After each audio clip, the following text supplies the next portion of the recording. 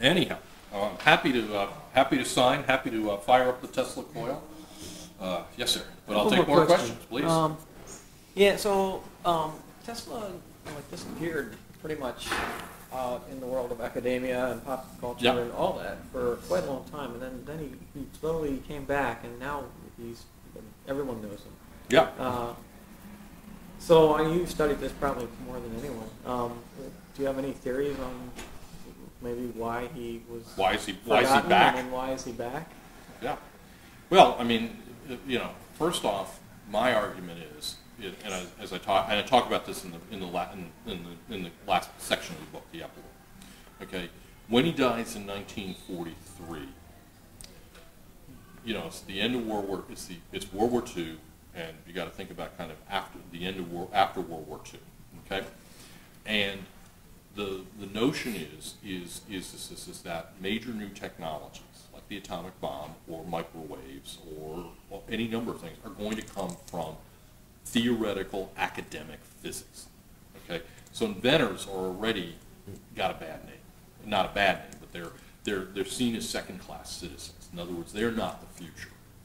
Okay, so you then have an inventor who's mystical and intuitive and doing all this stuff in his head, and there's no good fit between kind of the ethos of Cold War science and technology. Tesla doesn't do anything useful for, basically, as I say, my favorite line is the apostles of modernity.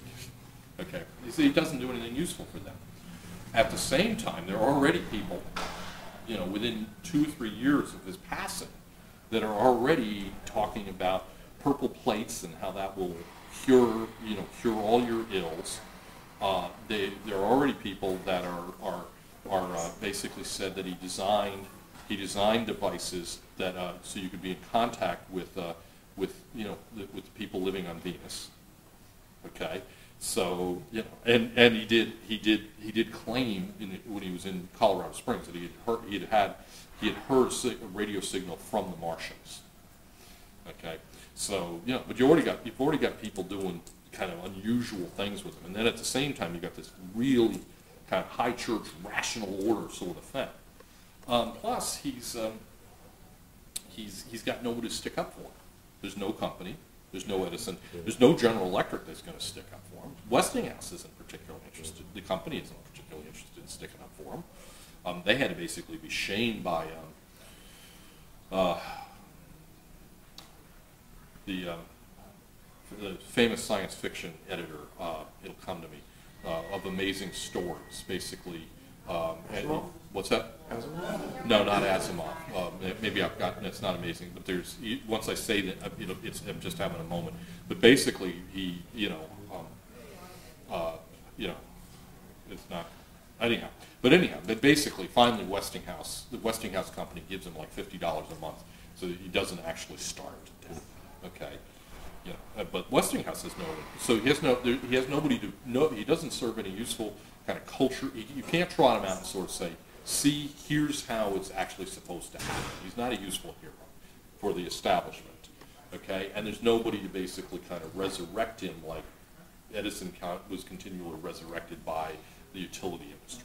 Okay, in the meantime, you got a guy that basically wants to basically, give away free energy. That basically wants to stick it to AT&T, General Electric, all the giant companies, get screwed by J.P. Morgan.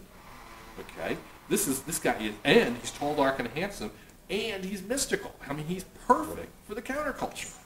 And not surprisingly, by the time the New Age kind of stuff arrives at the end of the 90s, they're like, he's our guy. Because what does he do? And I've got a great quote from a guy who basically said, Tesla, he went to, when the Tesla Motors was just first coming out, he went to, see one of the unveilings of the car. He said, I love it. He said, Tesla is green with a bite. And what he meant was, is you could be ecologically correct as it's an electric vehicle, but the thing goes from 0 to 60 like a bat out of hell. Okay, so you get this in the. See, Tesla basically lets you, if you're a new ager, have your cake and eat it too. In other words, you can be kind of environmentally correct, and you can have a soul, and you can be authentic, but at the same time, you can have all the cool technology you want. You know, and so he's like, yes. You know, I mean, I think it's not without reason that the New Age section is right there. So he's having a rebirth then. He's having a rebirth. A renaissance. And, yeah, he's having a renaissance. And I mean, you know, and I think it's also because he's not a corporate type.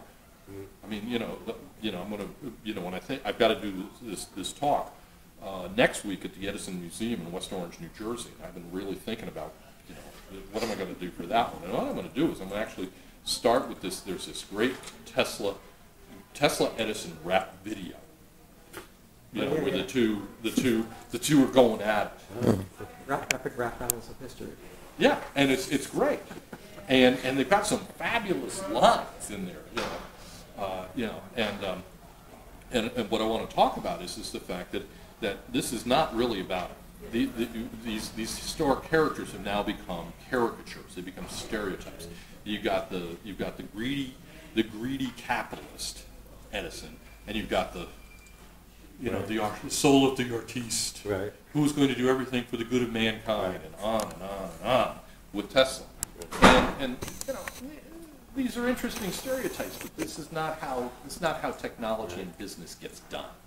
In other words, there's another story about this, and I'll stop with this or take the next question. But so I was on a National Public Radio show, and they asked me all about Tesla and this, that, and the other thing. And it was paired with the next interview was going to be with a guy that was really mainstream economist about innovation. And he was at what's the big conference every January in Geneva? Davos. So he was at Davos. Okay. And so he has to wait till I'm done because they put me in the first slot or whatever. It was fine. And so I get all done, and this guy with this plummy English accent comes on, and I can't begin to do the accent, but he sort of says, "Well, as we all know, Tesla is sui generis. In other words, he's unto himself. He's one of a kind. He's an eccentric. He's irrelevant. There's no history about it." And it's like, right. My point is he's highly relevant if you really actually kind of want to talk about where do big breakthrough technologies come from, and that he's not just this wacko out there doing this, but as the gentleman asked, I mean, his genius comes from a particular place, and as you begin to say, okay, this is where it comes from, then there's takeaways that I can teach my engineering students. So anyhow, you've been very patient. Thank you.